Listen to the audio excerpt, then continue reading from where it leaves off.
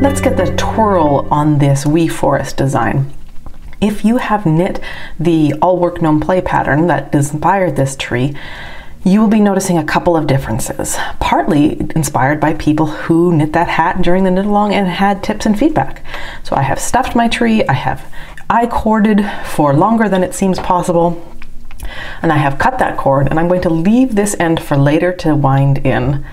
And we're actually going to start at the top. So when you grab yarn for sewing on or sewing embroidery or anything, it should never be longer than 2 arm lengths. So from fingertip to elbow or to shoulder, it should never be longer than that.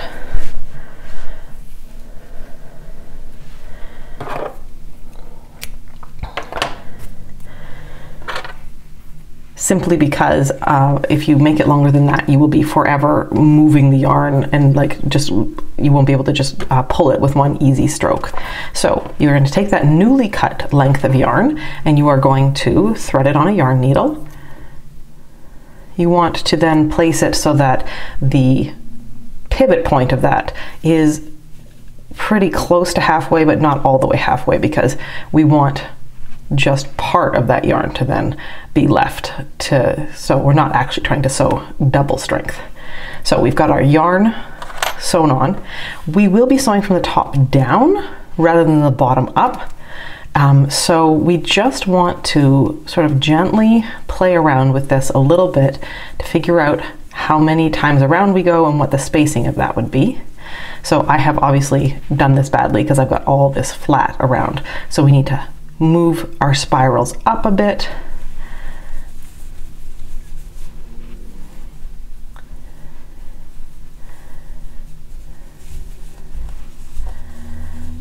And that looks approximately right in terms of spacing.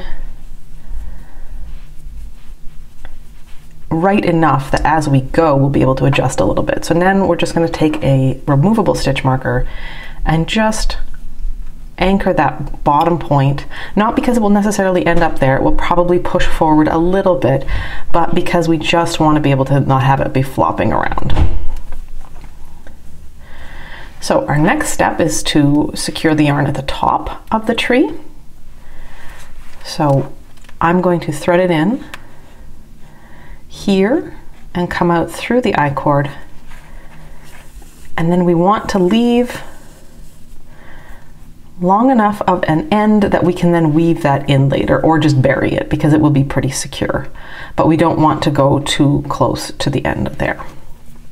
So that is one difference from Norwin's hat in All Work No Play, that we will be starting at the top and going down. The other thing is we are going to be securing it at very few places because this is going to be decorative, and that will make a very big difference. If yours will be a toy, you may want to secure at multiple places along each spiral more than we are doing here.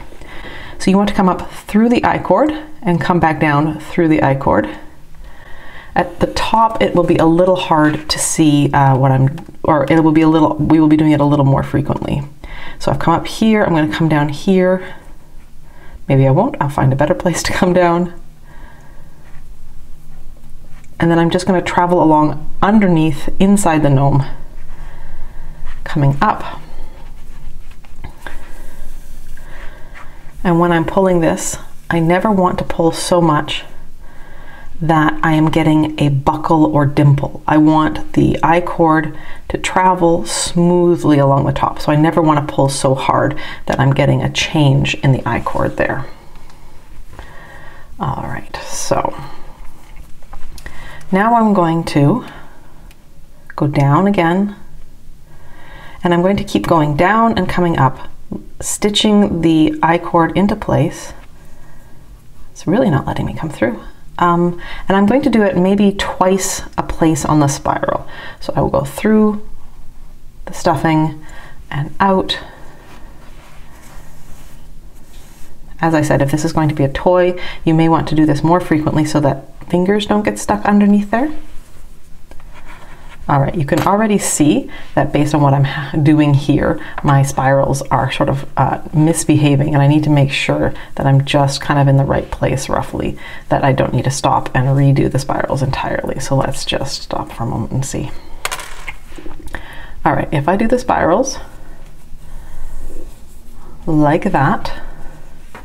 Yes, they will be pretty even. And if the fact that they're kind of moving around bothers you, you will probably want to grab a couple extra stitch markers and just secure it at a few points. Now that I'm on the bigger spirals, I like to secure it more like 3 or 4 points per rotation around the tree.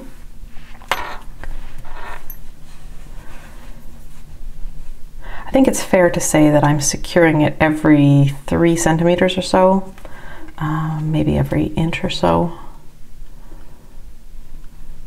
and that would mean that I was doing it at increasing frequency as the circle itself was getting bigger. As you go, do make sure you're not twisting the I-cord too much. It'll look fine as if it's a little bit twisted, but if it's really, really twisted, you will start to notice that things just aren't looking quite tidy.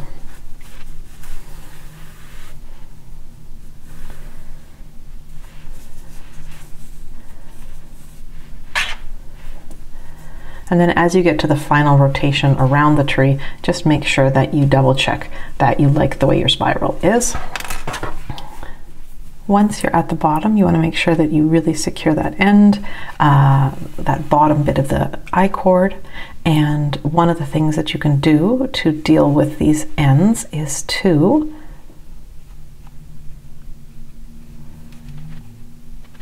bring that sewing yarn back up, then knot the 2 of them.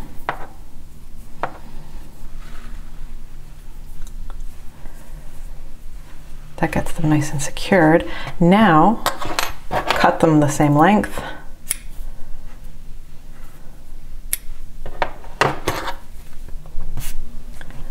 Place them both on the yarn needle together and just bury them inside the tree. I don't want to come up. Don't want to come up through the I-cord there, so I'll just push back down.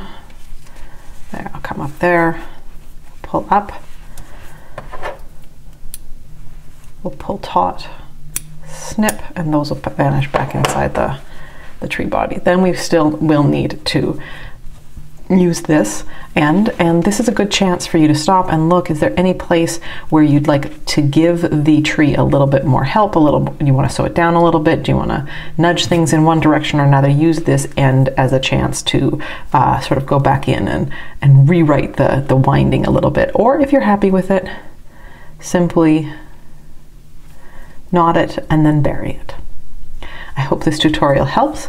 I hope that your trees make you happy and give you at least some of the comfort that a real tree can. In the meantime, I know you love knitting, but don't forget to go outside and be around some real trees.